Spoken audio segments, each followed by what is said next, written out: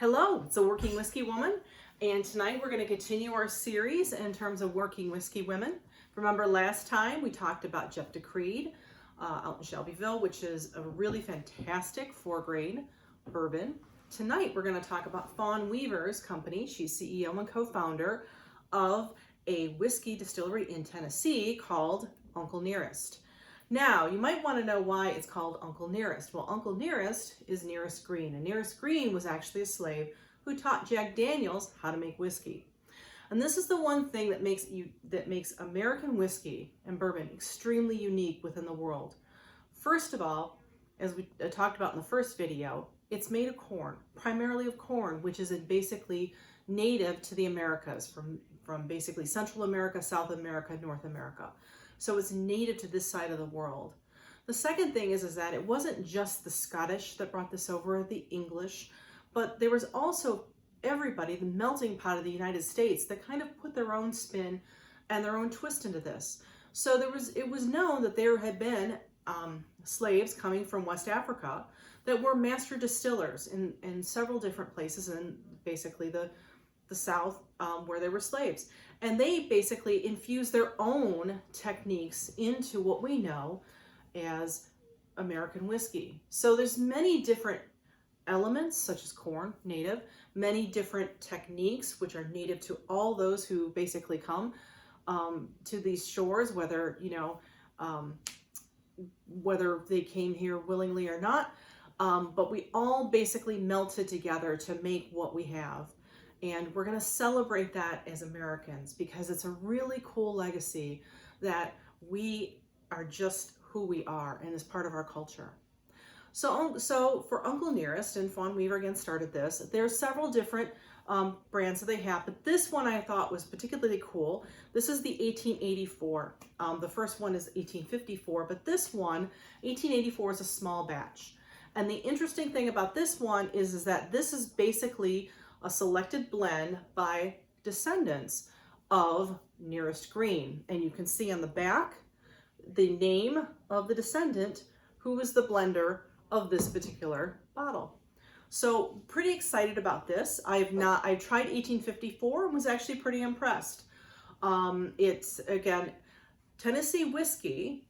It follows the same rules as bourbon for the most part, but they don't like to be called bourbon because that's associating with the Kentucky, right? So we're going to celebrate them as American whiskey. So you can see that this is a blend, but it's relatively light. So I'm expecting that this probably wasn't too old in the bottle. It really doesn't give you much of an age statement here. This is 93 proof, but the company was founded in 2017. So I would expect this to be a relatively newer style. So smelling it, you definitely get that caramel. And I'm also getting like a chocolate caramel a little bit on it, not just a straight vanilla caramel honey that you would normally expect. There's definitely elements of chocolate and sea salt.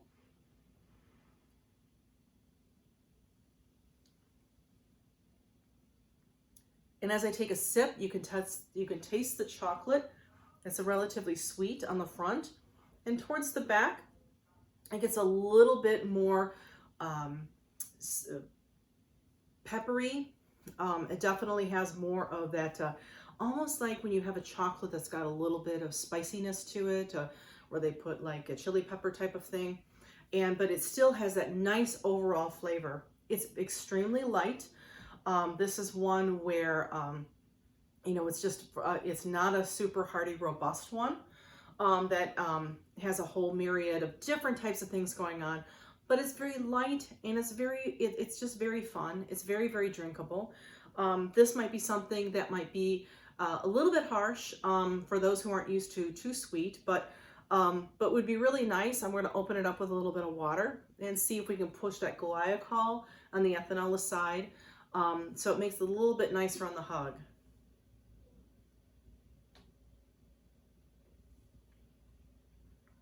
Oh, and I definitely get that chocolate. The finish is a lot cleaner with a little bit of water. So I encourage you to definitely sip this with some big ice. And this, I think, if you add in some really good cherries, maybe a nice Luxardo cherry with just a hint of syrup, just that would be that chocolate cherry kind of thing going on. So this is really a delight. It's very light, it's very happy. It's something that you could easily make, get a little bit of warm if you're looking for something like a hot toddy type of thing. But again, I just think this is really lovely and really, really nice. So I hope you get a chance to enjoy it, and thanks so much. So, and a shout out to one of my best fans, Kim Jansen Kreis, who did my hair tonight. So Kim, I'm thankful for all my fans, and don't say that I don't thank my subscribers. Anyway, cheers.